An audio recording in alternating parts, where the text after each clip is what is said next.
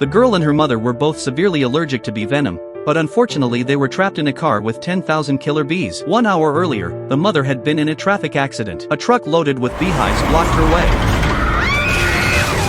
Countless bees rose into the air and formed a huge tornado above the road. The truck driver staggered out and tried to ask the mother and daughter in the car for help, but he was swallowed instantly by the stings of the swarm. At that moment the mother tried to start the car, but it was already too late. The bees had clogged the exhaust pipe, and they were completely stuck in place. The fire department soon arrived. They found that the truck was carrying killer bees, and because of the crash and the hot weather, the bees were now out of control. The firefighters planned to treat the scene as a toxic leak. The driver who had been wrapped by the bees had already stopped breathing, but the investigation showed that one more person should have been traveling in the truck. The team tried to use spray to drive the bees away, but it had no effect. The captain wanted to use a high-pressure water gun, but the intake valve was blocked, and the pump could not draw water. He had to call headquarters for a foam fire truck, but the fastest arrival time was 20 minutes. The mother and daughter inside the car no longer had that much time. Several killer bees entered the car through the air conditioning vent. The dispatcher quickly told the mother to turn off the air conditioning. They said that as long as she and the girl stayed quiet, the bees would not attack. But how could any child stay still with insects crawling on her face? A bee stung the girl's face at once,